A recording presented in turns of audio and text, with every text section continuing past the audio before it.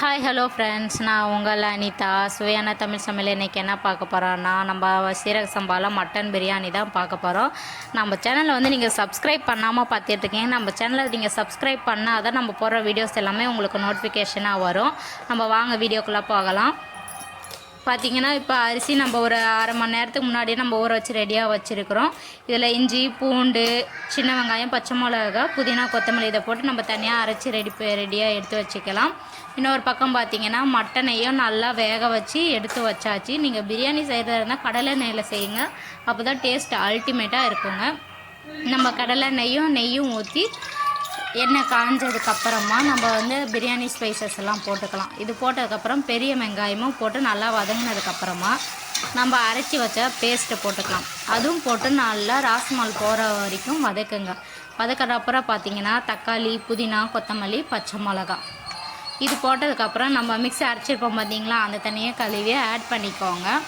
இது அப்புறம் உப்பு போட்டுக்கோங்க. உப்பு போட்டு நல்லா வதங்க. உங்களுக்கு எந்த அளவுக்கு தேவையோ அந்த அளவுக்கு போட்டுக்கோங்க. நான் ஃபஸ்ட்டு இவ்வளோ கொஞ்சம் போட்டுக்கிட்டேன். அப்புறம் தயிர் ஊற்றி நல்லா வதக்குங்க. நல்லா வதக்கிட்டு அப்புறம் நம்ம மசாலா பார்த்திங்கன்னா லைட்டாக கொஞ்சம் மஞ்சத்தூள், காஷ்மீரி சில்லி பவுடர் கலருக்காக, பிரியாணி மசாலா இது மட்டும் தான் போட்டிருக்கோம். இது போட்டு நல்லா வதக்குங்க. நல்லா எண்ணெய் பிரிஞ்சு வர வரைக்கும் நல்லா வதக்குங்க. அதுக்கப்புறம் நம்ம பார்த்திங்கன்னா மட்டன் வேக வச்சுருக்கோம் பார்த்திங்களா, அது வேக வச்ச மட்டனையும் நம்ம ஆட் பண்ணிக்கலாம். அதை ஆட் பண்ணி இதுவும் பார்த்திங்கன்னா நம்ம வேக வச்ச தண்ணி இருக்கும் பார்த்திங்களா, மட்டனோட தண்ணி, அந்த தண்ணியை நம்ம ஊற்றிக்கலாம். நான் வந்து இப்போ 1.5 டம்ளர் அரிசி எடுத்திருக்கேன். அதில் பார்த்திங்கன்னா நான் 1:2 அளவுக்கு தண்ணி ஊற்றிருக்கிறேன். நீங்களும் அதுக்கேற்ற மாதிரி தண்ணி ஊற்றிக்கோங்க. எனக்கு இவ்வளோ தேவைப்பட்டது இந்த அரிசிக்கு. பாஸ்மதியாக இருந்தால் அதுக்கு 1.5 மட்டும் தான் தேவைப்படும். அந்த அளவுக்கு ஊற்றிக்கோங்க. தண்ணி இந்த அளவுக்கு நல்லா கொதிஞ்சதுக்கப்புறமா நீங்கள் அரிசியை போட்டுக்கோங்க. அரிசியை போட்டு கொஞ்ச நேரம் ஒரு 10 நிமிஷம் ஹை ஃப்ளேமில் வைங்க. அதுக்கப்புறமேட்டு லைட்டாக தண்ணி ஒரு மாதிரி இஞ்சும். அந்த டைமில் வந்து நீங்கள் தம் போட்டு வச்சிடலாம். லெமனும் லாஸ்ட்டாக ஊற்றிக்கோங்க.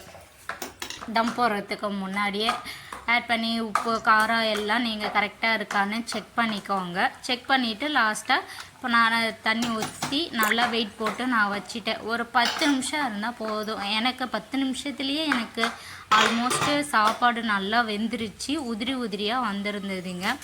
நீங்களும் இந்த மாதிரி ட்ரை பண்ணி பாருங்கள், சூப்பராக இருக்கும். லாஸ்ட்டில் பார்த்தீங்கன்னா வச்சுக்கோங்க, நெய்யை ஊற்றி நீங்கள் பிரியாணியை இறக்குனீங்கன்னா அவ்வளோ சூப்பராக இருக்குங்க. எவ்வளோ உதிரியாக இருக்குது பாருங்கள் பிரியாணி. நீங்களும் வீட்டில் ட்ரை பண்ணிவிட்டு எப்படி இருக்குன்னு சொல்லி எனக்கு கமெண்ட் பண்ணுங்கள்.